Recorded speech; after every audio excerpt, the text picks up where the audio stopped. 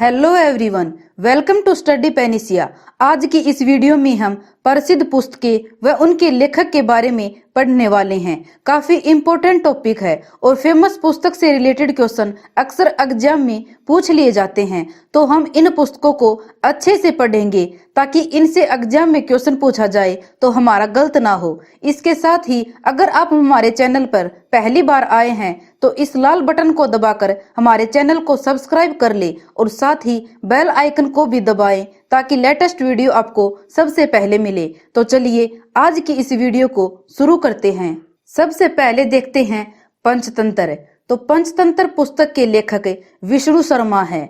तो आपको अच्छे से याद रखना है कि विष्णु शर्मा जी ने पंचतंत्र पुस्तक का लेखन किया है। और अगर हम बात करें तो पंचतंत्र की रचना चंद्रगुप्त मौर्य के समय में हुई थी, इसलिए इसका रचना काल 300 ईसा पूर्व माना जा सकता है। तो आपसे यह भी पूछा जा सकता है कि पंचतंत्र की रचना किसके समय में हुई थी, तो हम कहेंगे चंद्रगुप्त मौर्य के समय में। नेक्स्ट है हिस्टोरिका पुस्तक, और हिस्टोरिका पुस्तक के लेखक हैं हेरोडोट्स। तो आपको ध्यान रखना है हेरोडोट्स ने हिस्टोरिका पुस्तक लिखी है और हेरोडोट्स को इतिहास के पिता के नाम से भी जाना जाता है। नेक्स्ट है इंडिका, और इंडिका पुस्तक के लेखक हैं मैगस्थनीज। मैगस्थनीज ने इंडिका पुस्तक का लेखन किया है और मैगस्थनीज सेलुकस का राजदूत था जो कि 304 ईस्वी में चंद्रगुप्त मौर्य के दरबार में आया था। तो अगर आपसे पूछा जाए कि मैगस्थनीज किसके दरबार में आया था, तो हम कहेंगे चंद्रगुप्त मौर्य के दरबार में, और यह सेलुकस का एक राजदूत था। तो इन सब के बारे में आपको अच्छे से ध्यान रखना है। तो चलिए नेक्स्ट पुस्तक देखते हैं गीत गोविंद, और गीत गोविंद के लेखक जयदेव जी हैं। तो यह एक प्रसिद्ध पुस्तक है, तो आपको अच्छे से ध्यान रखनी है कि जयदेव जी ने गीत गोविंद पुस्तक का लेखन किया है। नेक्स्ट है बुद्ध चरित्र, और बुद्ध चरित्र के लेखक हैं अशोक घोष। अशोक घोष कनिष्क का एक राजकवि था और इसने ही बुद्ध चरित्र लिखी थी जिसमें बौद्ध धर्म की जानकारी मिलती है। तो आपसे यह भी पूछा जा सकता है कि कौन सी पुस्तक हमें बौद्ध धर्म की जानकारी देती है, तो हम कहेंगे अशोक घोष के द्वारा लिखी गई बुद्ध चरित्र। नेक्स्ट है प्रेम वाटिका, और प्रेम वाटिका पुस्तक के लेखक हैं रसखान। तो आपको ध्यान रखना है रसखान ने ही प्रेम वाटिका पुस्तक का लेखन किया है। इससे आगे देखते हैं मरच्छकटिकम, और यह पुस्तक के लेखक शूद्रक हैं।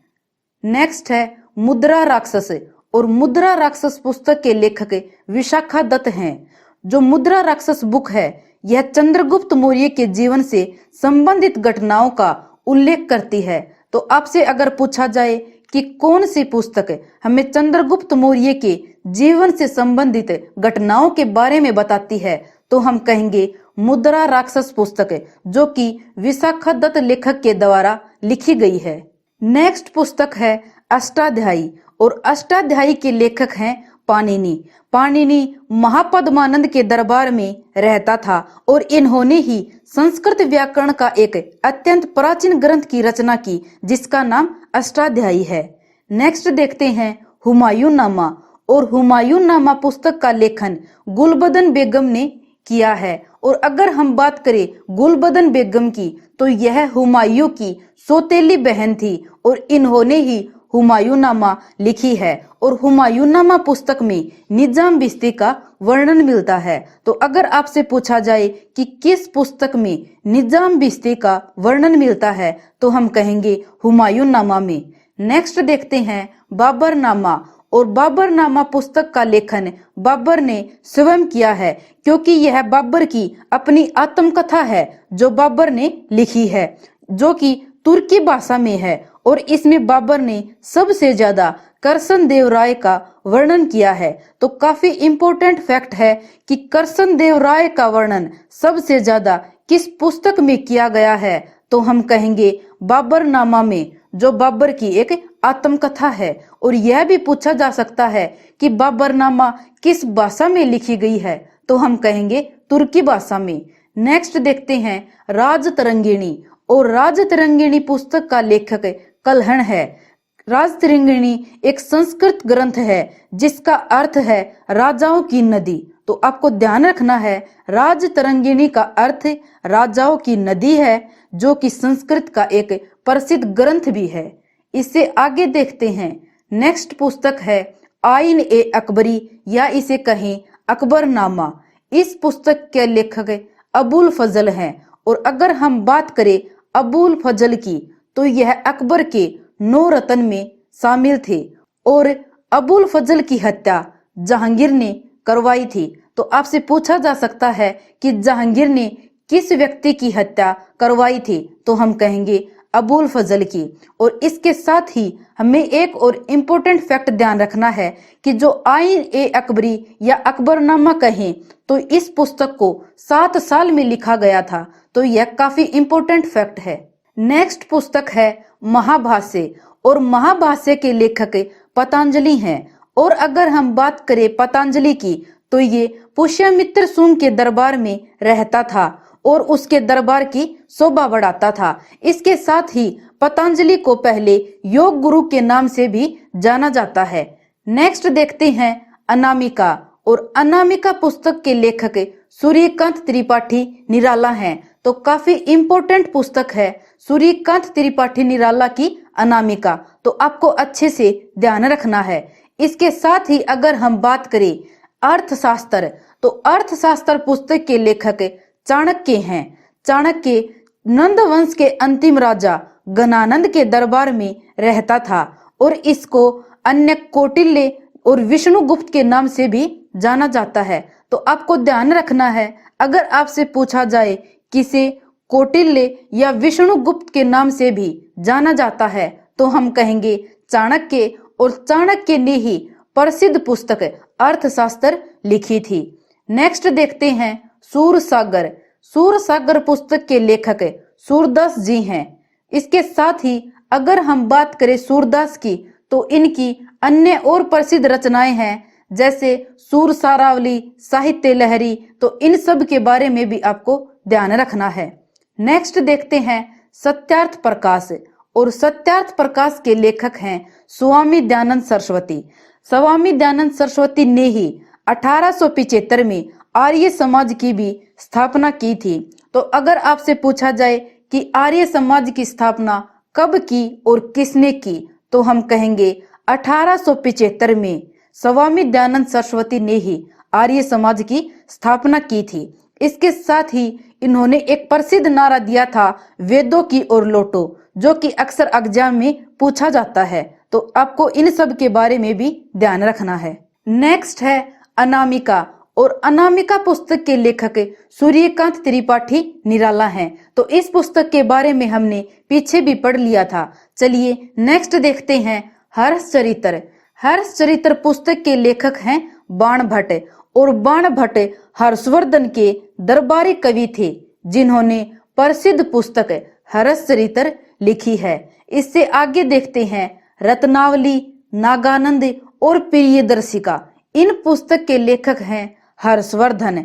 इसके साथ ही अगर हम बात करें हर्षवर्धन की तो इसे शिलादित्य के नाम से भी जाना जाता है। तो आपको अच्छे से ध्यान रखना है कि शिलादित्य के नाम से किसे जाना जाता है, तो हम कहेंगे हर्षवर्धन को। इसके साथ ही हर्षवर्धन की 2 राजधानियां थी, एक कन्नौज और दूसरी थानेश्वर। और हर्षवर्धन के दरबार में ही चीनी यात्री ह्वेनसांग आया था। ह्वेनसांग से रिलेटेड क्वेश्चन अक्सर एग्जाम में पूछ लिया जाता है कि कौन सा चीनी यात्री हर्षवर्धन के दरबार में आया था, तो हम कहेंगे ह्वेनसांग। नेक्स्ट पुस्तक है अंधा युग, और अंधा युग पुस्तक के लेखक हैं धर्मवीर भारती। धर्मवीर भारती ने अंधा युग एक पुस्तक का लेखन किया है, जो कि एक प्रसिद्ध नाटक है। इसके साथ ही बात करें तो धर्मवीर भारती जी ने एक प्रसिद्ध उपन्यास लिखा है जिसका नाम है गुनाहों का देवता। तो आपसे यह भी पूछा जा सकता है कि गुनाहों का देवता प्रसिद्ध उपन्यास किसका है, तो भी हम कहेंगे धर्मवीर भारती जी का। इसके साथ ही इन्होंने एक कहानी भी लिखी है जो है सूरज का 7वां घोड़ा। तो इन सब के बारे में भी आपको अच्छे से ध्यान रखना है। नेक्स्ट देखते हैं कादम्बरी, और कादम्बरी पुस्तक के लेखक हैं बाणभट्ट। तो आपको अच्छे से ध्यान रखना है कि बाणभट्ट जी ने कादम्बरी पुस्तक का लेखन किया है। इससे आगे देखते हैं सप्त सहस्रिका, और इस पुस्तक के लेखक हैं नागार्जुन। अगर हम बात करें नागार्जुन की, तो ये कनिष्क के दरबार में रहता था। तो अगर आपसे पूछा जाए कि कनिष्क के दरबार में कौन रहता था, तो हम कहेंगे नागार्जुन। और नागार्जुन ने ही शून्यवाद का सिद्धांत भी दिया था। इसके साथ ही इन्हें भारत का आइंस्टीन भी कहा जाता है। तो अगर आपसे पूछा जाए कि भारत का आइंस्टीन किसे कहा जाता है, तो हम कहेंगे नागार्जुन को। और इन्होंने ही सप्त सहस्रिका पुस्तक का लेखन किया था। चलिए नेक्स्ट देखते हैं कामसूत्र, और कामसूत्र पुस्तक के लेखक हैं वात्स्यायन। तो आपको इसे भी अच्छे से ध्यान रखना है। इससे आगे देखते हैं नाट्य शास्त्र, और नाट्य शास्त्र पुस्तक के लेखक हैं भरत मुनि। तो आपको अच्छे से ध्यान रखना है, भरत मुनि जी ने ही नाट्य शास्त्र पुस्तक को लिखा है। चलिए नेक्स्ट पुस्तक देखते हैं अभिज्ञान शाकुंतलम, मालविकाग्निमित्रम और विक्रमो उर्वशिया। इन सब की रचना कालिदास ने की है। और अगर हम बात करें कालिदास की, तो ये संस्कृत भाषा के महान कवि व नाटककार थे। और कालिदास ने ही भारत की पौराणिक कथाओं और दर्शन को आधार बनाकर रचनाएं की हैं। तो आपको अच्छे से ध्यान रखना है, कालिदास जी की प्रसिद्ध रचनाएं अभिज्ञान शाकुंतलम, यह इनकी सबसे प्रसिद्ध रचना है। और इसके साथ ही इन्होंने मालविका अग्निमित्रम और विक्रमो उर्वशिया की भी रचना की है। नेक्स्ट देखते हैं महाभारत, और महाभारत के लेखक हैं महर्षि वेदव्यास। महाभारत हिंदुओं का एक प्रमुख काव्य ग्रंथ है, जो कि विश्व का सबसे बड़ा महाकाव्य है। तो आपको यह भी ध्यान रखना है कि विश्व का सबसे बड़ा महाकाव्य कौन सा है, तो हम कहेंगे महाभारत। और इसकी रचना महर्षि वेदव्यास ने की थी। नेक्स्ट देखते हैं रामायण, और रामायण के लेखक हैं महर्षि वाल्मीकि। महर्षि वाल्मीकि संस्कृत रामायण के प्रसिद्ध रचयिता हैं, जो कि आदि कवि के नाम से भी प्रसिद्ध हैं। तो आपको ध्यान रखना है, आदि कवि के नाम से महर्षि वाल्मीकि को जाना जाता है। इसके साथ ही बात करें अगर हम रामायण की, तो यह एक महाकाव्य है, जो कि राम के जीवन के माध्यम से हमें जीवन के सत्य व कर्तव्य से परिचित करवाता है। चलिए नेक्स्ट देखते हैं किताब उल हिंद, और किताब उल हिंद पुस्तक के लेखक हैं अलबरूनी। अलबरूनी जी ने किताब उल हिंद में मोहम्मद गजनवी के लूटपाट की जानकारी दी है। तो अगर आपसे पूछा जाए कि कौन सी पुस्तक हमें मोहम्मद गजनवी के लूटपाट की जानकारी देती है, तो हम कहेंगे अलबरूनी के द्वारा लिखी गई किताब उल हिंद। और यह पुस्तक फारसी भाषा में लिखी गई है। इसके साथ ही आपको यह भी ध्यान रखना है कि किताब उल हिंद को तहकीक ए हिंद के नाम से भी जाना जाता है। तो अगर आपसे पूछी जाए किताब उल हिंद या तहकीक ए हिंद किसके द्वारा लिखी गई, तो हम कहेंगे अलबरूनी के द्वारा। नेक्स्ट देखते हैं पद्मावती, और पद्मावती पुस्तक के लेखक हैं मलिक मोहम्मद जायसी।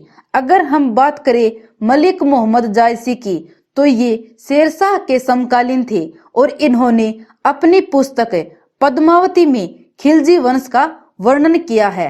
तो आपसे यह भी पूछा जा सकता है कि कौन सी पुस्तक हमें खिलजी वंश की जानकारी देती है, तो हम कहेंगे मलिक मोहम्मद जायसी के द्वारा लिखी गई पद्मावती।